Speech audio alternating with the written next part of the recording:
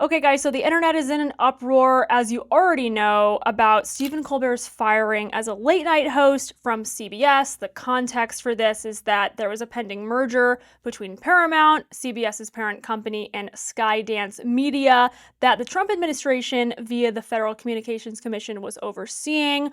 A lot of progressives in media are convinced that there was foul play, that there was meddling on the behalf of the Trump administration to influence this decision to fire Stephen Colbert because he is a raging progressive who is very open about his disdain for Trump and has been unapologetic about it for years.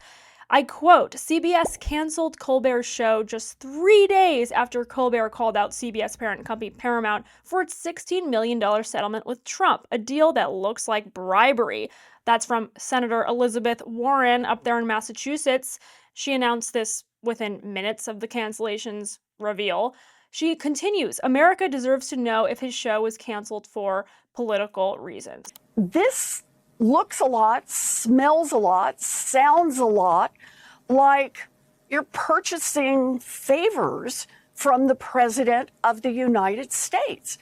And that's a serious problem. That, if those facts are proven, that sounds a lot like bribery. And even with Donald Trump as president, bribery is still illegal in the United States of America. So again, they're saying that Trump was pressuring these companies to can Colbert because of his political views. And they're saying, oh my gosh, how is this possible? Colbert had 2.4 million viewers.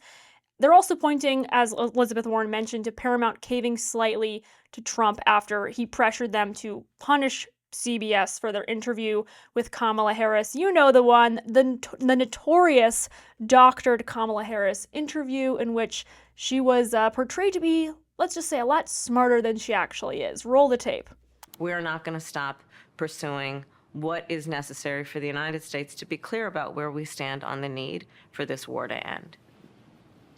The work that we have done has resulted in a number of movements in that region by Israel that were very much prompted by or a result of many things, including our advocacy for what needs to happen in the region. And we're not going to stop doing that. We're not going to stop pursuing what is necessary for the United States to be clear about where we stand on the need for this war to end. Hear me out. Instead of this idea that this was a conspiracy, how about we just apply Occam's razor? This is a rule that says that the most obvious explanation is probably the likeliest one. I used to work in finance, and what I frankly think happened is that this was just business. It wasn't even personal, and it wasn't political. Why? Last year, Stephen Colbert's show lost $40 million a year. Not only that, but I believe he asked for a whopping $100 million budget for his show. That is not good math. Those numbers don't square in the financial world. Also, Stephen Colbert had a 200-person staff. So there was a lot of bloat here from the business side. The bottom line was not jiving.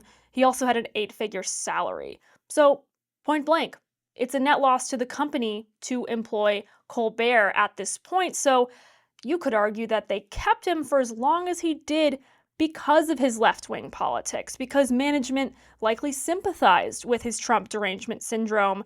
But he certainly wasn't canned because of their hatred for free speech, because this is not a good financial situation. But I digress, because they're still saying in the legacy press that this was a coup d'etat to nix someone who disagreed with the Trump administration, even though it just wasn't profitable, like I said. Quote, the timing and optics are terrible, Puck's Matthew Baloney said just before he also followed up with, again, he's admitting the truth here. He doesn't even realize it.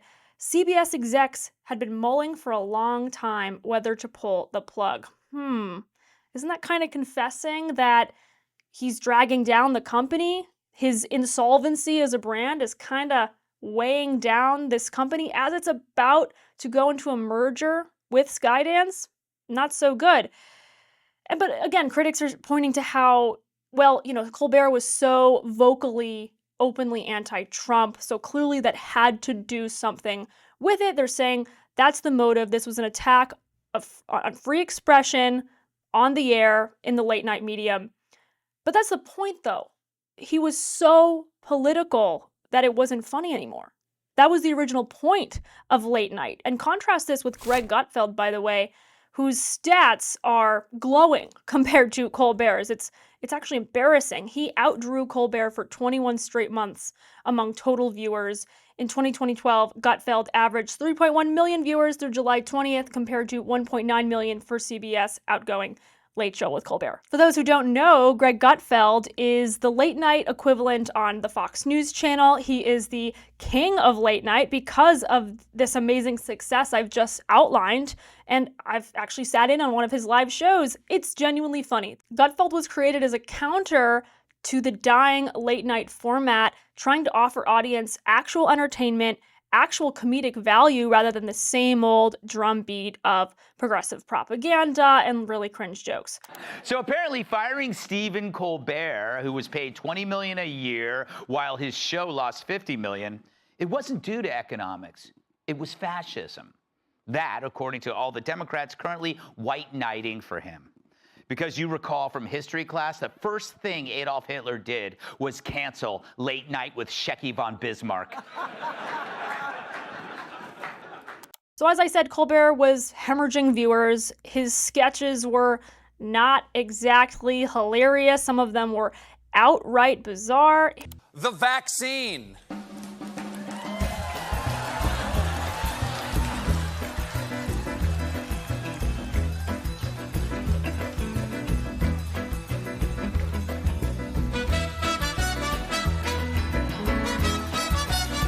So you can gather from these that Colbert had a serious case of Trump derangement syndrome. He was not interested in representing all of America politically. He wasn't even interested in being neutral, which would have been the preferable option since nobody watches late night to be lectured about politics. They watch it for a bit of comedic relief, a bit of a relaxing moment after a long workday to unwind. This is not what they signed up for, but Colbert didn't care. This was about him getting on his soapbox, preaching to the audience. He interviewed every Democrat under the sun, from Bernie Sanders to Adam Schiff to James Comey, the former FBI director who's been in the news recently again, thanks to Tulsi Gabbard, Russia collusion, yada yada. Here's a few clips of them.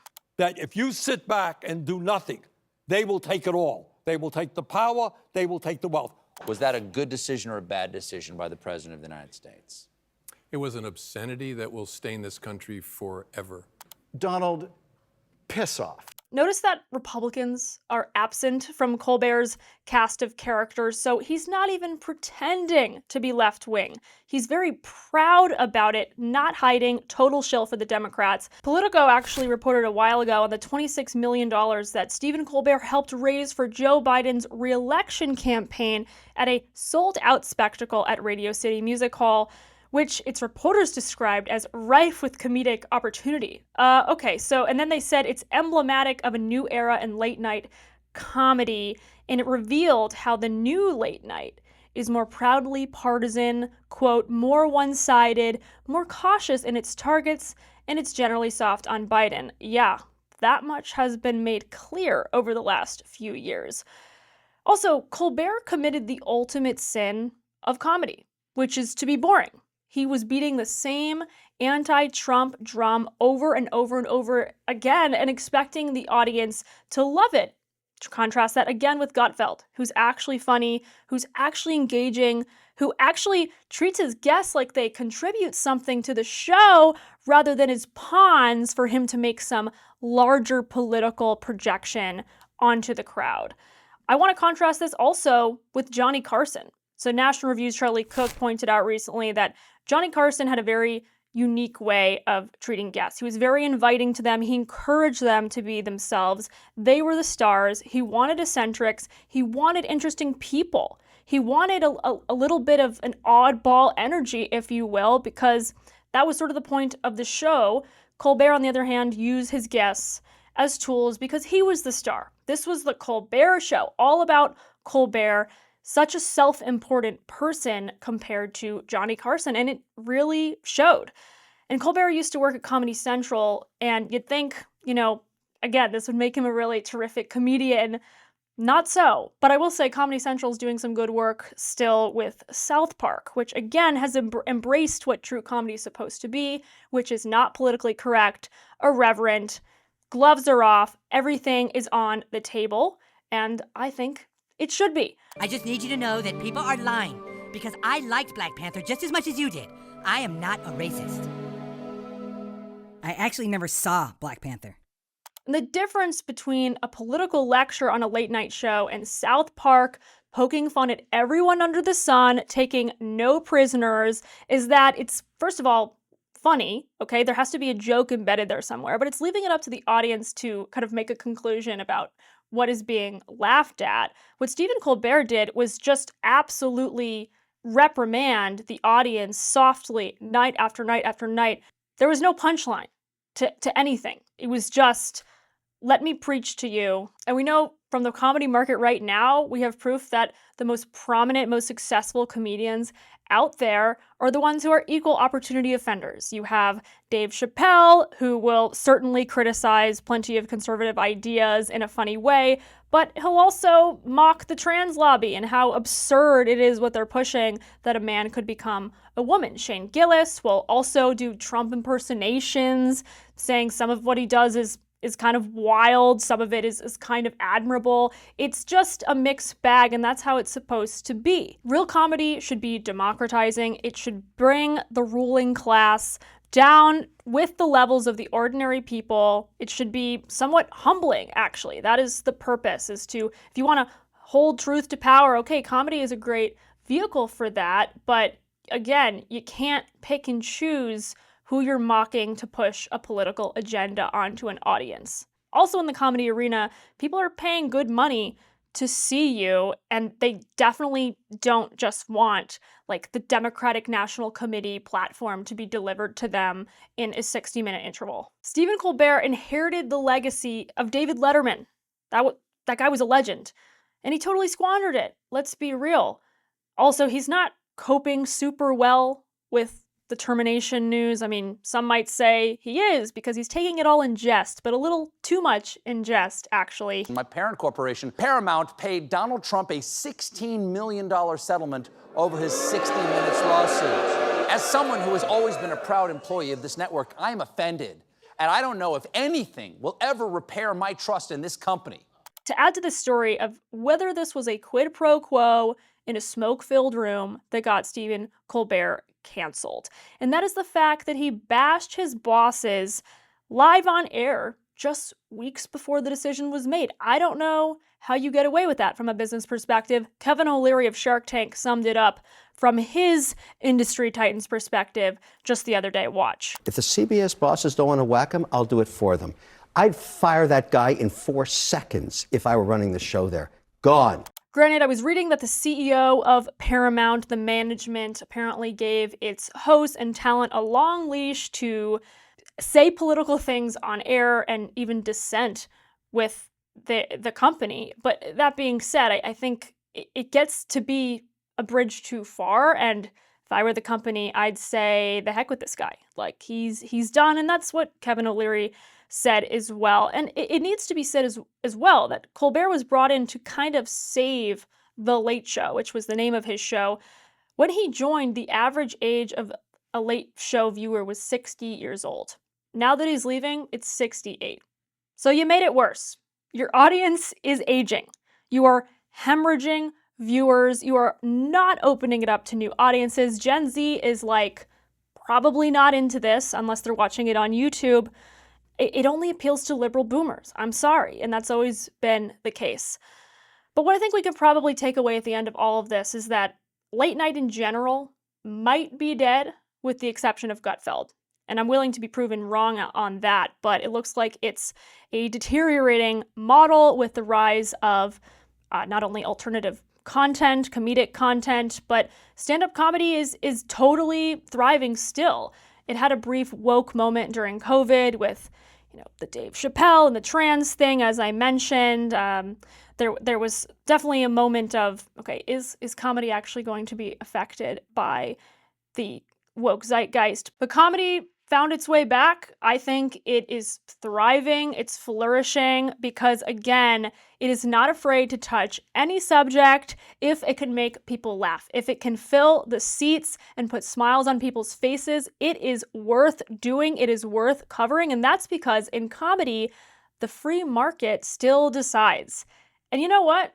In late night, I think the market still decides. And I think it decided in the case of Stephen Colbert. What they're thinking right now is that comedy is clearly going a certain way. It's going towards more fun, more irreverence, more real entertainment. And if you're going to do politics, mock everybody, but don't lecture. Don't reprimand, don't implore, don't urge. There's no call to action at the end of a late night comedy show. There's just enjoyment. That's what they're trying to focus on. If I had a guess, that is my hunch. But I have a call to action for you, which is to follow my new show with National Review on our new channel. It's called Locked In with Caroline Downey, and I am so excited about it, and I really hope that you'll follow along on this journey with us.